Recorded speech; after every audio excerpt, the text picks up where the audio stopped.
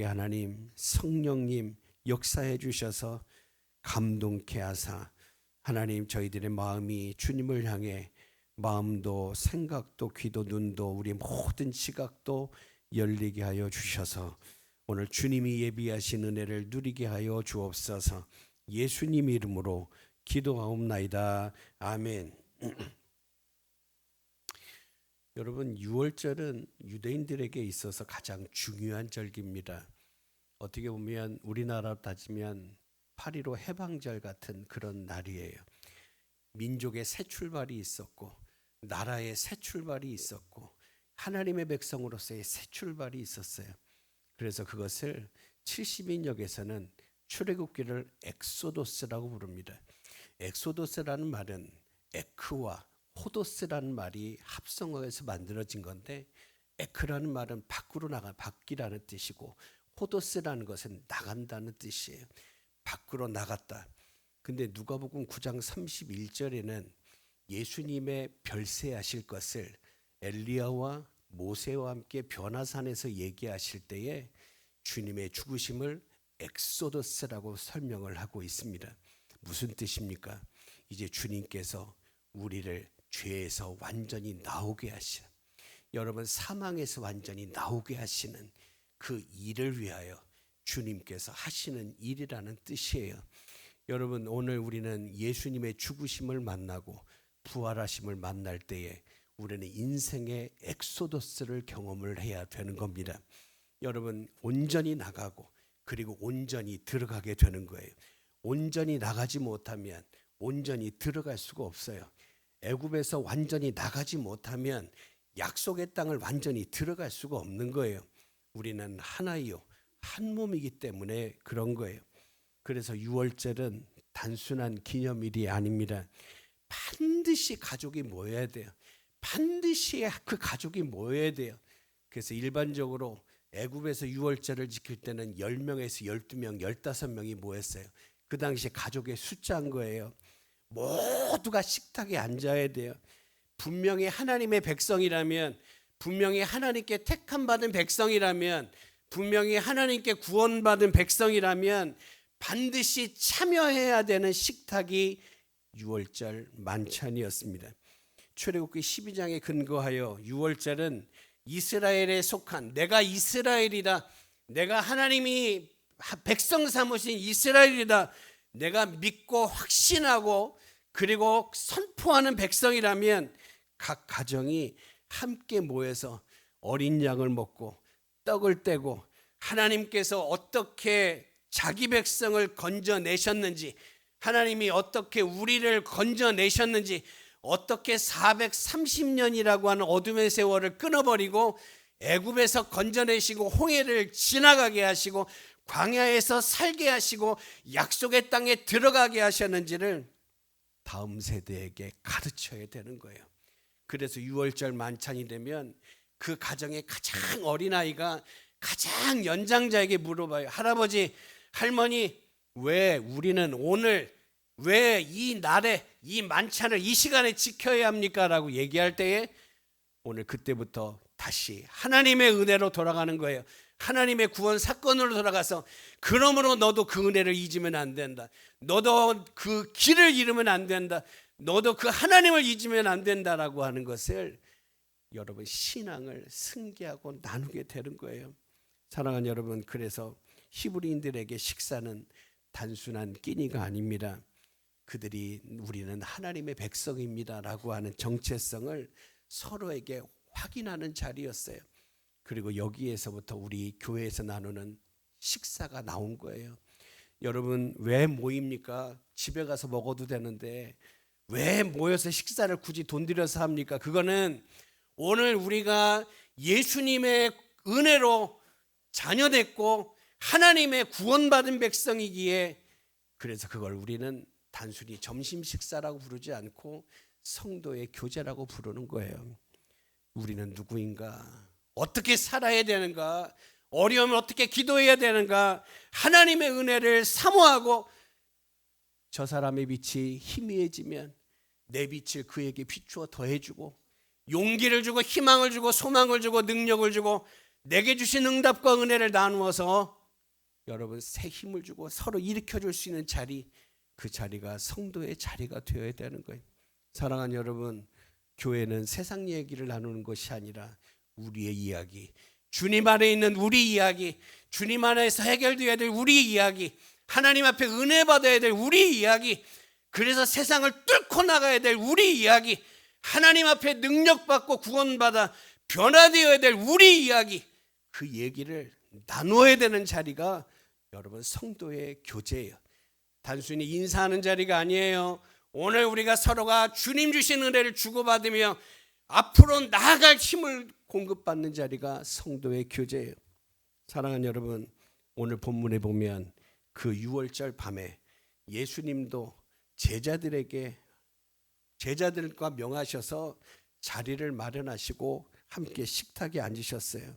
그런데 이 식탁은 이전에 지켜왔던, 여러분 작년에도 지켰을 것이고 그 작년에도 지켰을 것이고 예수님께서 30평생 하셨고 제자들도 수십 년 동안 지켰을 텐데, 근데 그 6월절은, 오늘 주님과 함께 지키는 6월절은 이전의 6월절과 달랐어요. 왜 그럴까요? 이날 밤은 지금까지 지켰던 6월절이 오실 메시아에 대한 얘기, 그리고 그 메시아가 이루실 구원의 얘기에 대한 설명이었다라고 한다면, 지금은 그 이야기의 주인공이신 주님이 그 자리를 주재하시기 때문에 그래요. 그래서 그 자리는 더 이상 6월절 만찬이 아니라 주의 만찬이 되고 거룩한 성찬이 된 겁니다. 오늘 이 시간 우리가 성찬주의를 맞이하여 성찬의 은혜를 함께 나누기를 바랍니다. 오늘 본문의 말씀은 어떻게 시작을 합니까? 때가 이름에, 이렇게 시작해요. 때가 이름에 예수님께서 사도들과 함께 앉으셨다. 때가 이름에 예수님께서 사도들과 함께 앉으셨다. 여기서 여러분, 때라는 말은 헬라어로 카이로스라고 합니다. 카이로스. 여러분, 성경에서, 이 헬라어에서 시간을 얘기하는 건 두 가지예요. 우리가 지금 살아가고 흐름에 따라 살아가는 일반적인 시간인 크로노스가 있고, 그리고 특별히 우리가 잴 수 없는 시간, 우리가 정할 수 없는 그 시간, 여러분 무엇보다 특별한 계획이, 하나님이 구원을 집행하시는 결정적인 시간을 얘기할 때 그것을 카이로스라고 합니다.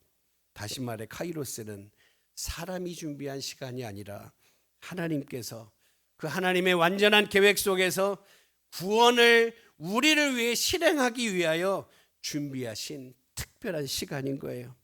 그래서 카이로스는 사람의 가능성에서 나오지 않았습니다. 사람의 조건에서 나오지 않았어요. 뭘까요? 오롯이 하나님이 개입하시는 시간이요, 이게 카이로스예요. 성경에서 카이로스는 인간이 가장 무너져 있을 때에, 여러분 성경을 읽다 보면 그 하나님의 때, 하나님의 시간은 인간이 가장 무너져 있을 때, 연약함이 드러났을 때, 그때 등장을 했어요. 맞습니다. 카이로스는 우리가 준비됐을 때 오는 것이 아니라 우리가 가장 준비되지 않았을 때 임합니다. 오늘 본문에서 6월절 식탁도 마찬가지예요. 제자들은 아직도 예수님이 왜 죽어야 되는지, 왜 고난을 당하시 이해를 못하고 있어요. 오히려 뭐를 하죠? 만찬 이후에 누가 크냐 이걸 따지고 있어요. 앉은 사람이 크냐, 일어난 사람이 크냐, 옆에 있는 사람이 크냐, 뒤에 있는 사람이 크냐, 먼저 나온 사람이 크냐, 나중에 나온 사람이 크냐, 이런 걸 가지고 따지고 서로 싸우고 있더라는 거예요. 심지어 그중 한 사람은 이미 배신을 결심한 상태예요. 여러분, 그 제사장 무리에게 가서 이미 돈 받을 것을, 여러분 이미 약속까지 다 하고 왔어요. 여러분, 그리고 이후에 제자들은 다 도망갈 거예요. 베드로는 3번이나 부인할 걸 주님이 이미 말씀을 하세요. 여러분, 근데 우리는 이해할 수 없는데 그 순간이 하나님의 카이로스였어요. 하나님이 정하신 시간이었어요. 왜냐하면 구원은 인간의 성숙에 있는 것이 아니라 오직 하나님의 은혜에 달려있기 때문에 그렇습니다. 여러분, 은혜를 받지 못하면 20년 다녀도 안 변합니다. 50년을 다녀도 안 변합니다. 죽을 때도 안 변합니다. 왜요? 주님이 안 계시는데요. 주님이 안 계시니까 고백이 안 나오는 거예요. 우리가 우스갯소리로 나누지만 어떤 권사님이 돌아가시는데 마지막에 목사님 가서 목사님 물었어요. 권사님 마음에 주님 계시나요? 그랬더니 죽어봐야 알지요 그러더라고요. 죽어봐야 알지요. 늦어요. 주님 만날 때는 지금이지 죽은 다음이 아니에요. 예수님을 영접하는 것도 지금이지 이후가 아니라는 말이에요. 그래서 성경은 계속 어떤 때를 강조합니다. 오늘이 은혜 받을 만, 지금이 구원받을 만, 지금이 여호와를 만날 만한 때라고 계속 강조하는 것은 뭐예요? 이후에 있을 일을 생각하지 말고 오늘 좁은 문이 열렸을 때, 오늘 좁은 길이 우리에게 허락되었을 때, 우리에게 생명길이 허락되었을 때 그 길을 가는 사람이 되라는 거예요. 여러분, 그래서 카이로스는 피할 수 없는 시간이에요. 피할 수 없는 시간. 예수님은 이 하나님이 구원을 실행하기 위해 준비하신 이 시간 카이로스를 피하지 않으셨습니다. 요한복음에 보면 예수님께서 반복해서 하시는 말씀이 있습니다. 뭐라고 해요? 내 때가 아직 이르지 않았습니다. 내 때가 아직 이르지 않았습니다. 여러분, 근데 오늘 14절에는 뭐라고 하죠? 이제 때가 됐다. 때가 됐다. 그렇게 말씀을 해요. 이 말은 더 이상 미룰 수 없는 구원의 순간이 되었다는 뜻이에요. 이제는 더 이상 도망칠 수 없는 때, 이제는 바꿀 수 없는 때, 그러나 반드시 믿음으로 지나가야 하고 순종으로 지나가야 하는 때가 됐다라고 하는 거예요. 예수님은 이 하나님의 시간이 이 카이로스를 운명처럼 어쩔 수 없어서 맞이하신 게 아니라 그때를 순종으로 껴안으셨어요. 이것이 오늘 우리가 깨달아야 되고 누려야 될 구원의 깊이예요. 사랑하는 여러분, 예수님은 어쩔 수 없어서 우연히 이 식탁에 앉은 게 아닙니다.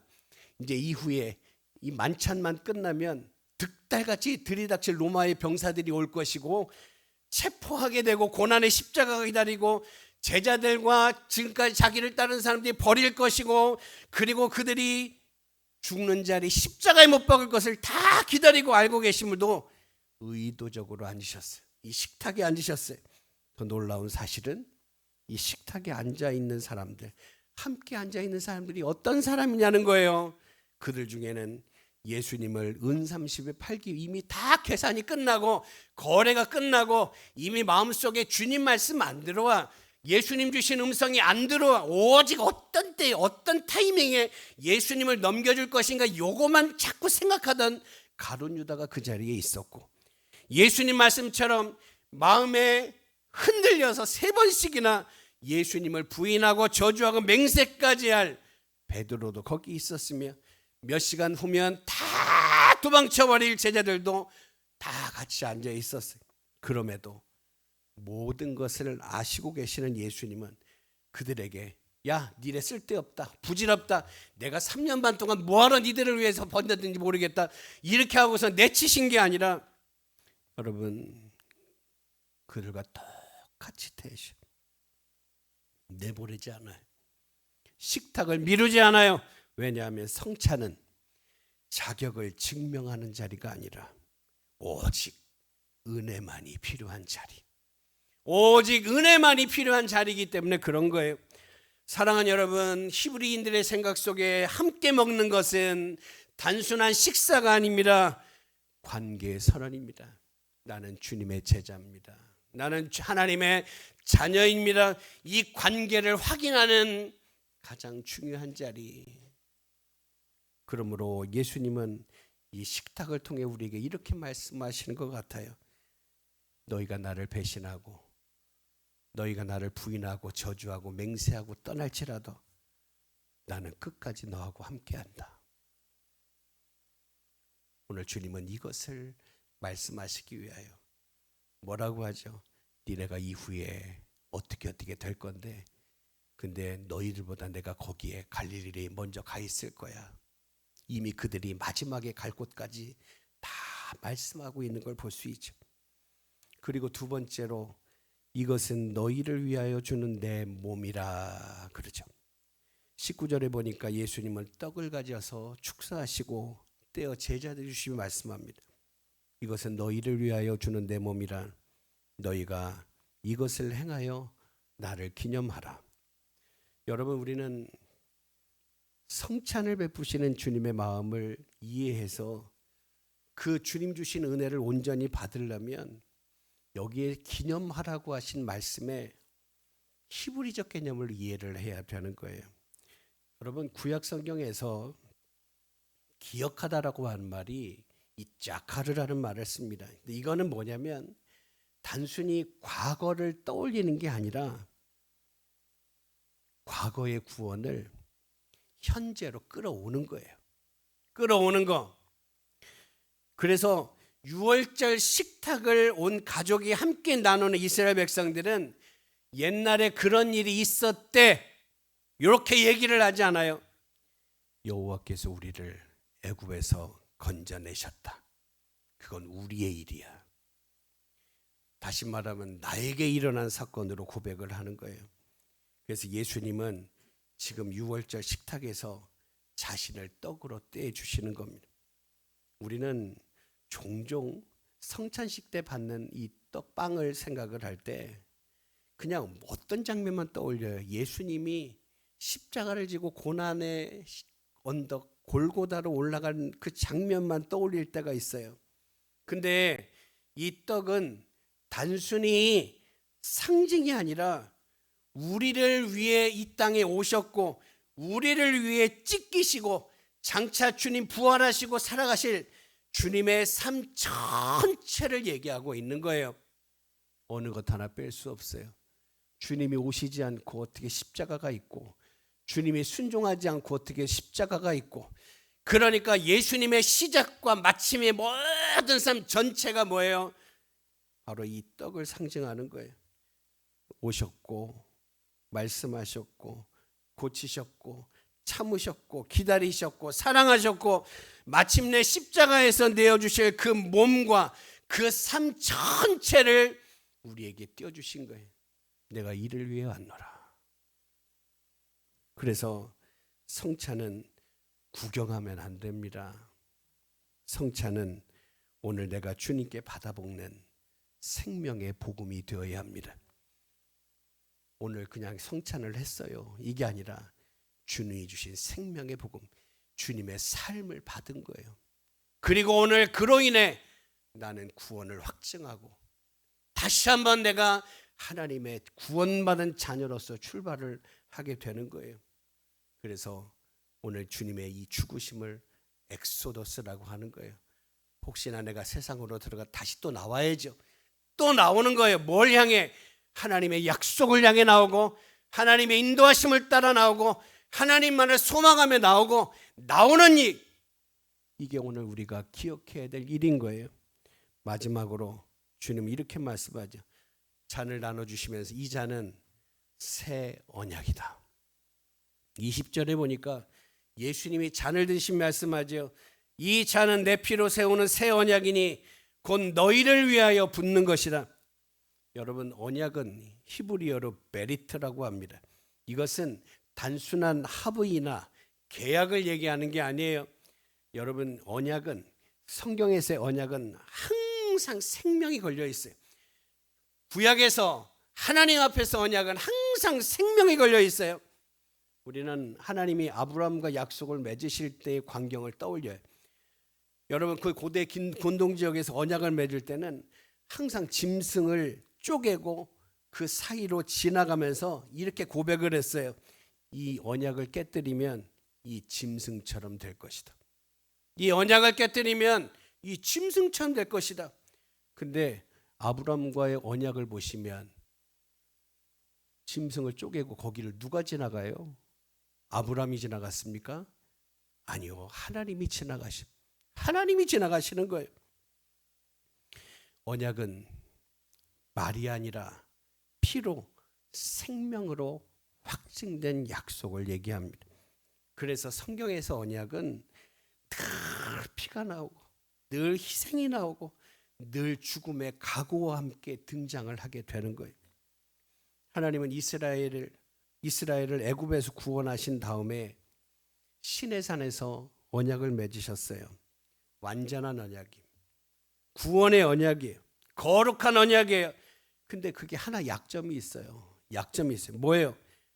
이게 유지가 인간의 순종에 의해서 유지가 되는 거예요. 하나님은 변함이 없는데 꼭 누가 깨냐? 사람이 꼭 깨는 거예요. 그래서 약속이 이루어지지 않는 거예요. 여러분, 안타깝게도 이스라엘은 모세가 시내산에 언약을 받으러 올라갔을 때 그 40일을 기다리지 못해서 밑에서는 아론을 협박해가지고 금송아지를 만들었어요. 나아가 그때만 그랬어요. 아니요, 계속 깼어요. 결국은 하나님이 약속하신 대로 니네가 말씀을 지키지 못하고 받은 신분대로 살지 못하면 그 땅이 너희를 토해낼 거야. 이게 여호수아가 약속의 땅 가나안에 들어갈 때 받은 말씀이에요. 그게 신명기에 써 있잖아요. 그런데 그들은 결국 땅을 빼앗겨요. 그리고 바벨론으로 포로로 끌려가게 되는 거예요. 사랑하는 여러분, 문제는 언약이 아닙니다. 언약을 감당하지 못하는 인간입니다. 예레미야 31장 31절 34절에 보면 하나님은 언약을 지키지 못해서 포로가 되어 바벨론까지 잡혀온 이스라엘에게 선지자 예레미야를 통해 선언하세요. 내가 이스라엘 집과 유다 집에 새 언약을 맺으리라. 근데 이 새 언약이 옛 언약과 결정적으로 다른 게 있어요. 뭘까요? 이제는 돌판에 안 쓰신다는 거예요. 여러분, 구전에 의하면 돌판은 언제까지 바벨론이 쳐들어왔을 때, 성전이 무너질 때 그때 부서진 거예요. 언약궤가 없어졌어요. 그때부터 언약궤는 만들어지지도 않아요. 여러분, 새 언약은 돌 위에 쓰는 게 아닙니다. 마음의 기록이 되고 순종을 조건으로 한 게 아니라 용서를 기초로 기록이 되었어요. 오늘 본문 20절에서 예수님이 이렇게 말씀해요. 이 잔은 내 피로 세우는 새 언약이니 곧 너희를 위하여 붓는 것이라. 이 말씀은 단순한 설명이 아니라 구속의 역사를 말씀을 하고 있는 거예요. 예수는 이렇게 말씀하시는 겁니다.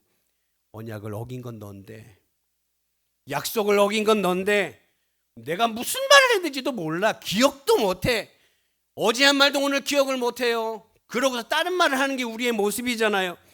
언약을 어긴 쪽은 우리인데 하나님 앞에 서원했어도 내가 서원을 뭘 했는지 잊어버리고 나는 다른 길을 갈 정도만. 그래서 오죽하면 이사야 53장에서 우리는 다 양 같아서 다 채갈 길로 갔다고 얘기를 하잖아요. 그게 인간의 형편이에요. 그런데 언약을 회복하는, 사람이 깨뜨린 언약을 회복하는 대가를 누가 하냐? 하나님이 직접 치르신다.